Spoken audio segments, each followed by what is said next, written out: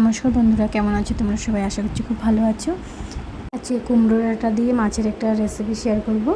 মাছটা ধুয়ে নুন হলুদ মাখিয়ে রেখে দিয়েছে, আর এখানে জিরে আদা লঙ্কা বাটা হচ্ছে। মাছটার নাম আমি সঠিক জানি না, তোমরা যদি কেউ জানো তাহলে কমেন্টে অবশ্যই জানিও। মাছটা কড়া করে একটু ভেজে নিতে হবে। কুমড়ো ডাঁটা দিয়ে মাছ কখনো আমি রান্না করিনি, খাইও নি। রান্নাটা করছে আমার ছোটো বৌদি, ও খুব ভালো রান্না করে। ডাঁটার সাথে একটা আলুও দেওয়া হয়েছে। তেলটা গরম হয়ে গেলে ওর মধ্যে গোটা জিরে দিয়ে তারপর ডাঁটাগুলো দিয়ে দেওয়া হয়েছে। একটু নেড়ে চেড়ে তারপর নুন হলুদ দিয়ে ঢাকা দিয়ে রাখতে হবে। নুন হলুদ দিয়ে ঢাকা দিলে তরকারিগুলো তাড়াতাড়ি সেদ্ধ হয়ে যায়। হালকা নরম হয়ে এসছে, তো এবার মশলাটা দিয়ে দিতে হবে। মশলাটা দিয়ে তারপর আবার ঢাকা দিয়ে দিতে হবে। এভাবে দিলে মশলাটাও গন্ধ করবে না, মশলাও কষানো হয়ে যাবে, আর সবজিগুলোর মধ্যেও মশলা ঢুকবে। আবার ঢাকা দিতে হবে।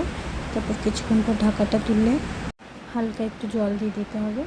এই জলটা শুকালে তারপরে ঝোল দেওয়া হবে।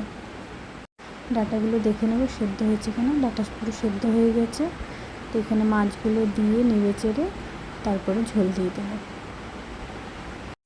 এখানে ঝোলটা দেওয়ার পরেও মাছগুলো দেওয়া যেত, তো আগে মাছটাই দিয়ে দেওয়া হয়েছে।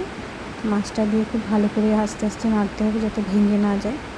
এখানে ঠান্ডা জলেই দেওয়া হয়েছে, তোমরা সেটা গরম জলে দিতে পারো।